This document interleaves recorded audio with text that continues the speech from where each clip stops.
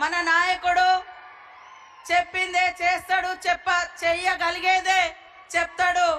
మరి అదే మన సీఎం రేవంత్ రెడ్డి గారి యొక్క నైజం.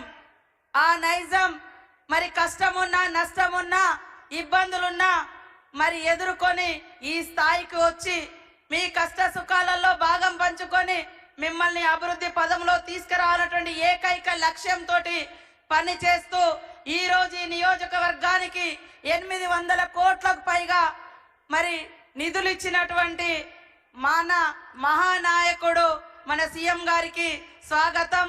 ఓరుగల్లు బిడ్డల తరపున సుస్వాగతం. మన ఇన్ఛార్జి మంత్రివర్యులు గౌరవనీయులు సోదరుడు మన పక్క జిల్లా పొంగులేటి సీనన్న గారికి హృదయపూర్వక స్వాగతం.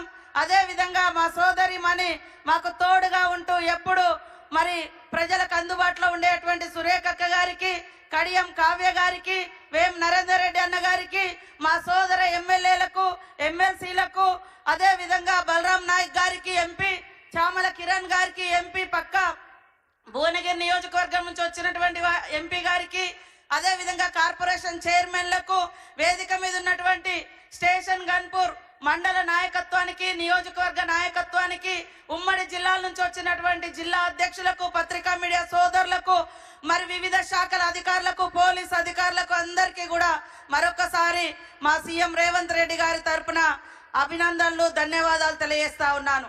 కాంగ్రెస్ అంటేనే సంక్షేమం, కాంగ్రెస్ అంటేనే అభివృద్ధి, కాంగ్రెస్ అంటేనే సామాజిక న్యాయం, కాంగ్రెస్ అంటేనే మహిళా నాయకత్వాన్ని, మహిళల్ని మరి అభివృద్ధిలోకి తీసుకురావడం, కాంగ్రెస్ అంటేనే ఉద్యోగ ఉపాధి కల్పించడం, కాంగ్రెస్ అంటేనే విద్యా అర్హతను పెంచడం, కాంగ్రెస్ అంటేనే పేదలకు గూడు గుడ్డ ఇవ్వడం.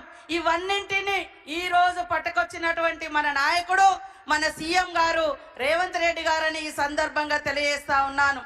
నిన్నటి దాకా మనం తెలంగాణ వస్తే ఇంటింటికో ఉద్యోగం అని రంగుల ప్రపంచాన్ని చూపించినటువంటి బీఆర్ఎస్ 10 ఏళ్లలో ఎన్ని ఉద్యోగాలు వచ్చినాయంటే మొత్తం 84,000 ఉద్యోగాలు కూడా రాలే. కానీ 10 నెలలలో 57,000 ఉద్యోగాలు ఇచ్చినటువంటి ఘనత మరి మన సీఎం రేవంత్ రెడ్డి గారిదని ఈ సందర్భంగా తెలియజేస్తా ఉన్నాను. 10 ఏళ్లలో బీఆర్ఎస్ పార్టీలో కనీసం 2 లక్షల ఇల్లులు కూడా రాలే. కానీ ఏకకాలంలో 4.5 లక్షలకు పైగా ఇల్లులకు మంజూరు ఇచ్చినటువంటి ఘనత సీఎం రేవంత్ రెడ్డి గారిది, ఆ శాఖను చూస్తున్నటువంటి పొంగులేటి సీనన్న గారిది అని కూడా ఈ సందర్భంగా తెలియజేస్తా ఉన్నాను. కాబట్టి సోదరులారా ఆలోచించండి. ఇవాళ ఉద్యోగాలు మేము ఇస్తుంటే కళ్ళల్లో నిప్పులు పోసుకుంటున్నారు, పేదోళ్ళకి ఇల్లు ఇస్తుంటే ఓర్వలేకపోతున్నారు బీఆర్ఎస్ వాళ్ళు, మహిళలను ముందుకు తీసుకొస్తుంటే మరి రకరకాల మాటలు మాట్లాడుతున్నారు.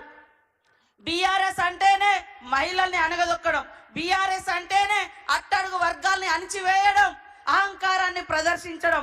కాబట్టి ఇవాళ సామాజిక న్యాయం కాంగ్రెస్ తీసుకురావడం కోసమే 30 సంవత్సరాలుగా పెండింగ్ లో ఉన్నటువంటి ఎస్సీ వర్గీకరణకు ఒక రూపం తీసుకొచ్చి మరి ఎస్సీ సోదరుల యొక్క మరి ఫలాలు అందరికీ చెందాలని వర్గీకరణ చేయడం జరిగింది.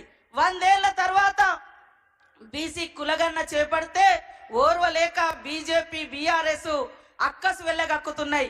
కాబట్టి మీరు అర్థం చేసుకోవాలి. అదే విధంగా మా అక్క చెల్లెలకు దాదాపుగా 21,600 కోట్లకు పైగా ఈ సంవత్సర కాలంలో వడ్డీ లేకుండా రుణాలు ఇచ్చినాం. ఇవాళ బస్సు ఫ్రీ కాదు, బస్సును నడిపే అధికారం మీకు ఇచ్చినాం. ఇవాళ బస్సుకు ఓనర్లను చేసినాం. ఇవాళ సోలార్ లైట్లు, సోలార్ విద్యుత్ పవర్ ప్లాంట్లు, సోలార్ ప్లాంట్లు నడిపేటువంటి ఓనర్లను చేసినాం. అక్కలారా ఆలోచించండి.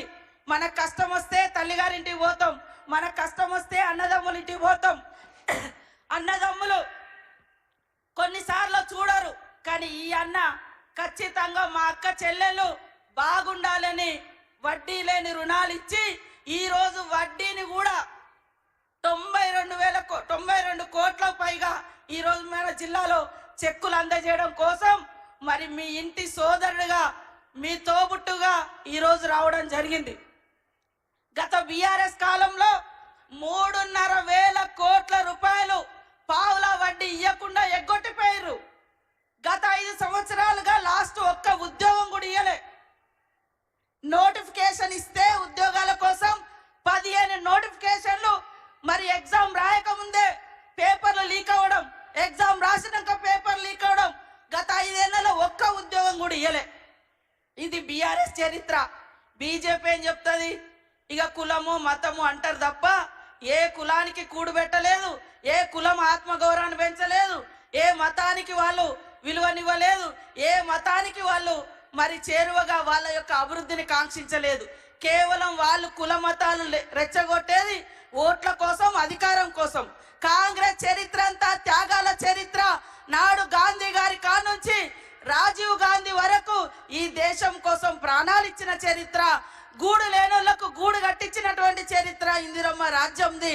కాబట్టి మీరందరూ కూడా మరి ఇందిరమ్మ ప్రభుత్వాన్ని, సీఎం రేవంత్ రెడ్డి గారిని మీ తోబుట్టుగా దీవించాలని మనస్ఫూర్తిగా కోరుకుంటూ మరి శ్రీహరన్న గారికి కూడా మీరందరూ